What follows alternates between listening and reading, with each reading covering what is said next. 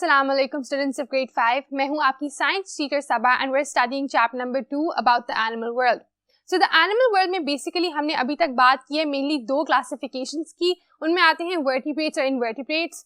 So far we've talked about vertebrates in length. अलग अलग lectures में हमने अलग अलग vertebrates की categories की बात की है. But today we're going to talk about invertebrates, so let's go see that. Unit 2.6 is about invertebrates. If you remember, the major classification in this chapter is about vertebrates and invertebrates. तो vertebrates वो सारे animals होते हैं जिनकी backbone होती है या फिर जिनकी spinal column होती है, जबकि invertebrates are the opposite. वो सारे animals जिनकी backbone नहीं होती वो इस category में fall करते हैं.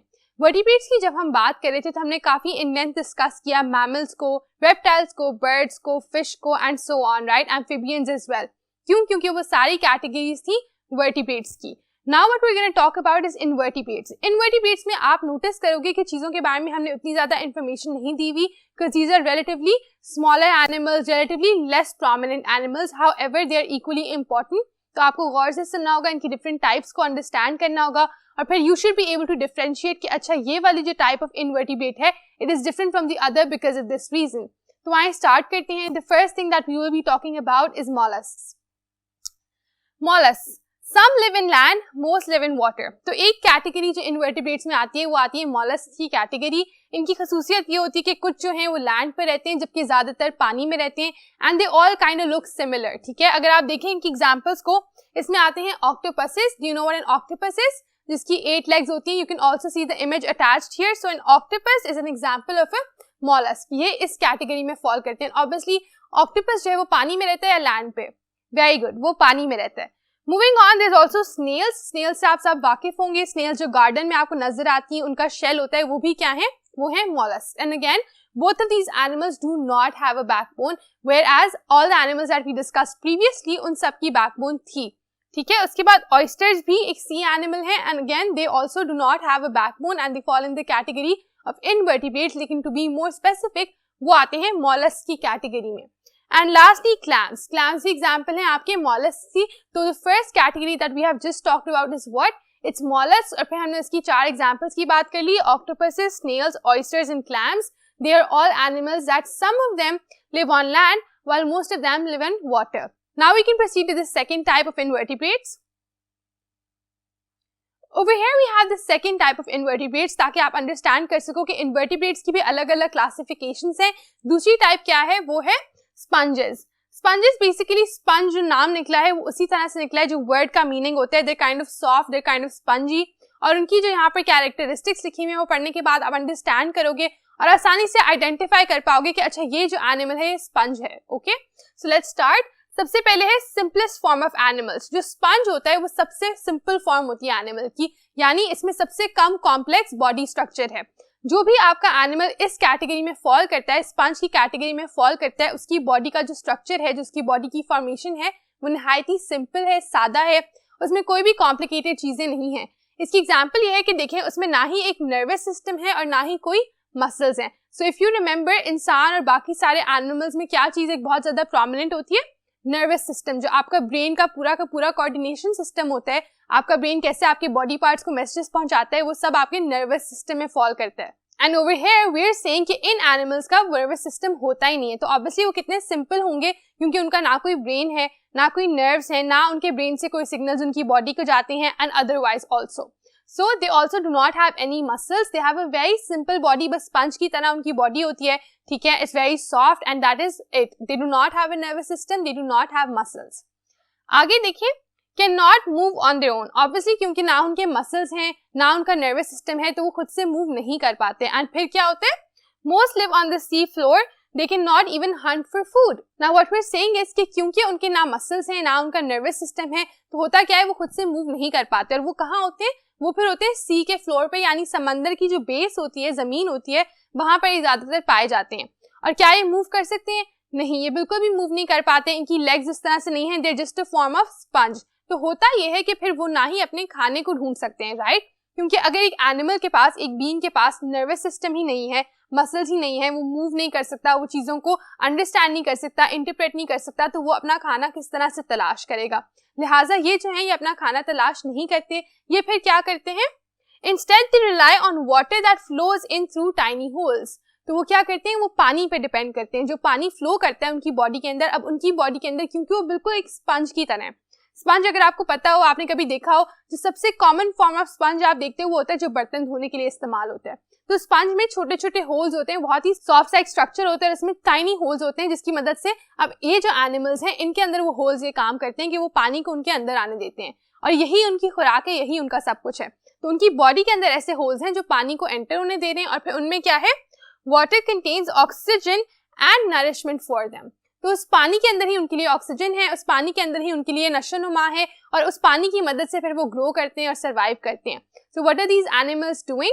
ये जो स्पंजेस हैं, they do not have a backbone, they do not have a nervous system, they do not have muscles, वो मूव भी नहीं करते, वो बस समंदर की बेस पर रहते हैं। और वो क्या करते हैं, वो पानी की इनटेक लेते हैं जो उनके अंदर टाइनी होल्स होते हैं उनकी मदद से, और पानी जो है वो उनको ऑक्सीजन भी देता है, और फिर सारी जो उनकी नरिशमेंट है वो उनको पानी के थ्रू मिलती है। इसकी एग्जांपल बहुत ही सिंपल है, sponge itself. So basically sponge अगर आप इमेज में देखो, that's what a sponge looks like, very soft, very tiny holes in it जो अलाउ करते हैं वाटर को एंटर होने के लिए। So that's it. You can also search up on other examples of sponges, but this category should be very easy for you to understand now. अब आपके लिए आसान होना चाहिए इसको समझना कि जी जो sponges होते हैं वो इस तरह के होते हैं, और आप कोई एनिमल इस टाइप का देखो तो आप फॉरन क्लासीफाई कर सको कि ये एक इनवर्टिब्रेट है, इसकी कोई बैकबोन नहीं है, और ये एक स्पंज है। थर्ड टाइप जो हम बात करेंगे वो है वर्म्स की। वर्म्स के होते हैं 3 ग्रुप्स। अब वर्म्स जो हैं they are very common comparatively invertebrates में। अगर आपने कोई एनिमल, कोई बीइंग बहुत ज्यादा देखा हुआ तो वो वर्म्स हैं। केचुए भी आप इनको कह सकते हो, इसकी कई टाइप्स होती हैं। यहाँ पर हम डिस्कस करें कि उनके 3 डिफरेंट ग्रुप्स होते हैं, आइए चल के देखें कि वो क्या हैं। So the 3 different types of groups and the different types of examples of worms that we will be studying are segmented worms, flat worms, round worms। तो अब इसमें 3 अलग अलग कैटेगरीज होती हैं। सबसे पहले जो आप कह रहे हो segmented worms, वो कुछ इस तरह के दिखते हैं जिस तरह के आप इमेज में देख सकते हो। तो उनके अंदर सेगमेंट्स बने हुए हैं, अलग अलग पार्ट्स हैं, और ये एक टाइप ऑफ वर्म है। उसके बाद आप देख सकते हो फ्लैट वर्म को। फ्लैट वर्म इन इटसेल्फ क्या है, फ्लैट वर्म भी बिल्कुल उसी तरह का है, लेकिन उसका बॉडी स्ट्रक्चर डिफरेंट है, कंपैरेटिवली फ्लैट है, as you can also see in the image. So that is how a flat worm looks different from a segmented worm. And lastly round worm, जैसे उनको आपके नाम से पता चल रहा है वो राउंड स्ट्रक्चर में होते हैं, आप इमेज में भी उनको देख पा रहे हो। So round worms are also different from the other 2 types because of how they look. So all these worms have similar traits, they feed on similar things। वो एक जैसे दिखते हैं, एक जैसी चीजों के ऊपर फीड ऑन करते हैं, लेकिन उनमें फर्क क्या है, उनकी शेप और स्ट्रक्चर का फर्क है। तो सेगमेंटेड जो है वो फ्लैट से, और फ्लैट जो है वो राउंड से डिफरेंट दिखते हैं, and that is how you classify them.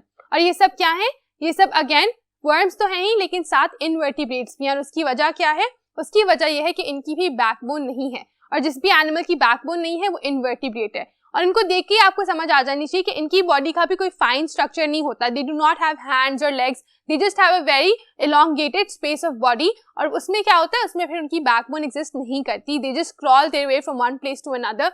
कुछ तो वर्म्स होते हैं जिनकी दोनों साइड पे उनके माउथ होते हैं, यानी दोनों साइड पे मुंह होता है, और वो दोनों तरफ अपने आप को ड्रैग करके मूव करके लेकर जा सकते हैं। Alright, that will be it for worms. Now we can talk about our fourth example in invertebrates, और वो क्या है, वो है echinoderms। It has been numbered incorrectly, तो यहाँ पर fourth example हम डिस्कस कर रहे हैं अब, वो है echinoderms की। They live in water।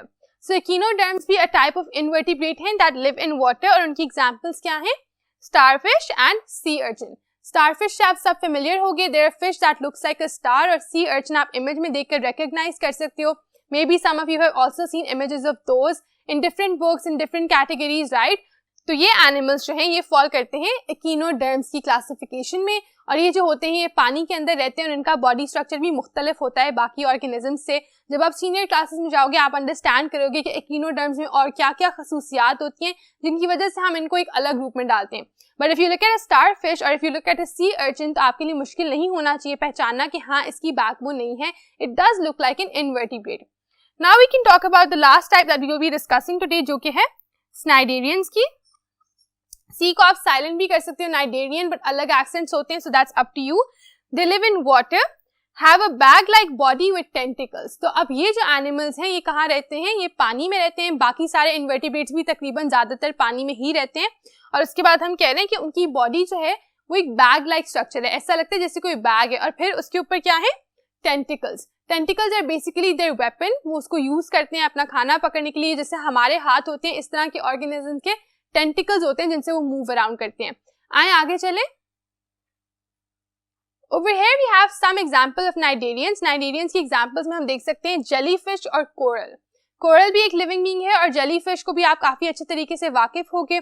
If you're not familiar तो आप image में देख सकते हो कि एक jellyfish है वो इस तरह की दिखती है. Now these are organisms. अगर आप jellyfish को भी देखो उसकी साइड पर जो elongated spaces हैं वो क्या हैं?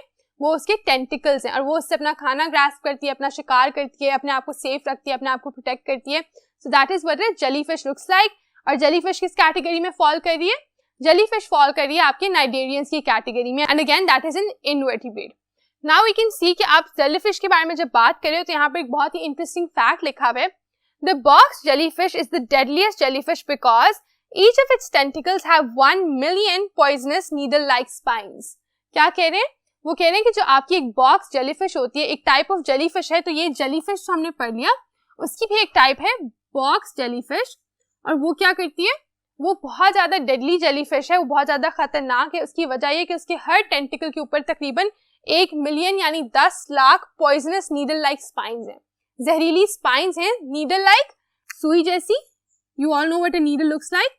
स्पाइन्स जो उसके ऊपर कांटे से लगे हुए हैं और फिर क्या हो रहा है? उन सब में जहर है. And because they are poisonous obviously जो भी उनके पास आएगा, जो भी उनके साथ इन कॉन्टैक्ट आएगा इन बॉक्स जेलीफिश के साथ, दैट पर्सन और दैट बीइंग और that animal will completely die off because they will be infected by poison. So this is just an interesting fact कि एक ऐसा बीइंग है, एक ऐसा एनिमल है बॉक्स जेलीफिश जो कि इतनी ज्यादा जहरीली, इतनी डेडली है कि वाकई में कोई भी एनिमल उसके पास आके उस पर अटैक नहीं कर पाता because of the poisonous needle like spines that it has on his body. So children, that's it for our topic about invertebrates. Invertebrates में हमने अलग अलग ग्रुप्स को आज डिस्कस किया है. सबसे पहले हमने बात की है मॉलस्क की, उसके बाद हमने बात की है worms, cnidarians, all of the different types. Sponges भी आ गई, इकिनोडर्म्स भी आ गए. सो इन सब के बारे में पढ़ने के बाद if there is something that you have learn, it is that invertebrates जो होते हैं वो वर्टिब्रेट से बहुत मुख्तलिफ होते हैं. आप उनकी बॉडी स्ट्रक्चर को, वो कैसे दिखते हैं, वो कैसे खाना खाते हैं, वो कहाँ रहते हैं, उस चीज़ को कंपेयर नहीं कर सकते वर्टिब्रेट्स के साथ क्योंकि दोनों बेइंतहा मुख्तलिफ हैं. और इसकी वजह यह है कि क्या वजह है बेसिकली उन दोनों के दरमियान डिफरेंस है मेजर, वो ये है कि एक ही बैकबोन है और एक ही बैकबोन नहीं है. और जिन एनिमल्स की बैकबोन नहीं होती फिर वो बिल्कुल अलग तरीके से फंक्शन करते हैं. And it is upon nature के डिफरेंट बीइंग्स इस तरह से क्यों एग्जिस्ट करते हैं, इनकी जो ये दो कैरेक्टरिस्टिक्स हैं, इनसे इनको क्या फायदे होते हैं, दुनिया को क्या फायदे होते हैं. So that is something that you still have to learn and understand. For now will be it with vertebrates and invertebrates. So what we are doing now is कि हम तकरीबन अपना चैप्टर नंबर 2 अब खत्म कर चुके हैं. हमने स्टार्ट किया था वर्टिब्रेट से. इनफैक्ट बिल्कुल बिगिनिंग में हमने बात की कि क्लासिफिकेशन जरूरी क्यों होती है. फिर हमने एनिमल किंगडम की क्लासिफिकेशंस को पढ़ा जो कि थी वर्टिब्रेट्स और इनवर्टिब्रेट्स के दरमियान. जब हमने बात की वर्टिब्रेट्स और इनवर्टिब्रेट्स की तो वी ऑल्सो फिगर्ड आउट कि सिर्फ यही क्लासिफिकेशन नहीं है, इनकी भी आगे कई टाइप्स हैं. वर्टिब्रेट्स में वो टाइप्स थी mammals, reptiles, amphibians, birds and fish की. और अब यहाँ पर हमने जब बात की तो क्या है, अलग अलग टाइप्स हैं जिनमें आ जाते हैं mollusks, worms, sponges, cnidarians, echinoderms and so on. So these are some types that we learned about in chapter number 2. What we basically try to do is कि हम understand करें कि animals को classify क्यों किया जाता है और फिर किन किन basis पे किया जाता है. और अगर आपको उसका कुछ भी हिस्सा समझ आ गया है so that means that these lectures have been successful and I hope कि अब आप next exercise जब attempt करोगे after being done with the review questions तो आपके लिए बहुत आसान होगी, आपको कोई भी मसला नहीं होगा उसको कंडक्ट करने में. And I will be looking forward to see you in the next lecture. Then take care of yourselves. अल्लाह हाफिज.